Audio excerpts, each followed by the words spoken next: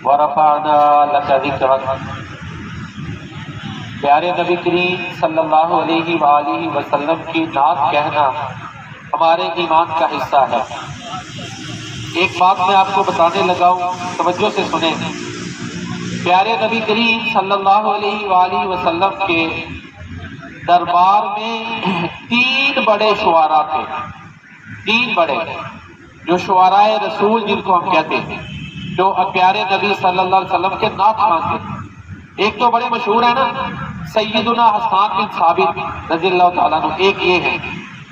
دوسرے ہیں کعب بن مالک رضی اللہ تعالیٰ عنہ، اور تیسرے بڑے شاعر عبداللہ بن رواحہ۔ یہ نعت خوان تھے پیارے نبی صلی اللہ علیہ وسلم کے، اور نصیبے کی بات دیکھیں تینوں ہی انصار میں سے۔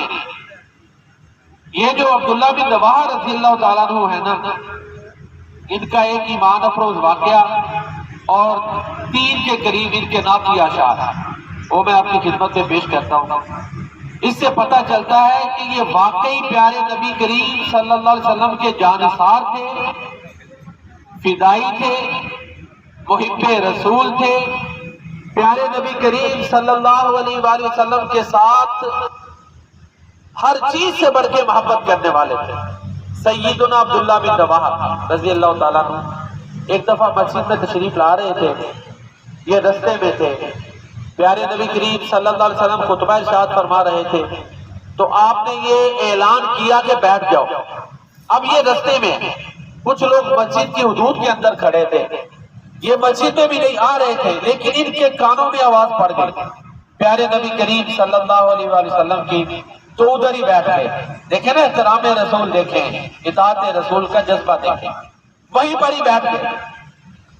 پیارے نبی کریم صلی اللہ علیہ وسلم نے جب دیکھا، آپ کو پتا چلا کہ عبداللہ بن رواحہ نے یہ عمل کیا ہے، آپ خوش ہوئے اور آپ نے ان کو دعائے خیر دی۔ تو یہ ان کی اطاعت کا عالم ہے۔ ان کے کافی اشعار ہیں نعتیہ، صحابہ کرام کا نعتیہ کلام دوستوں کو پتہ ہے، میرا ایم فل کا جو تھیسس ہے وہ نیٹ کے اوپر دستیاب ہے، اس میں ان کے نعتیہ اشعار موجود ہیں۔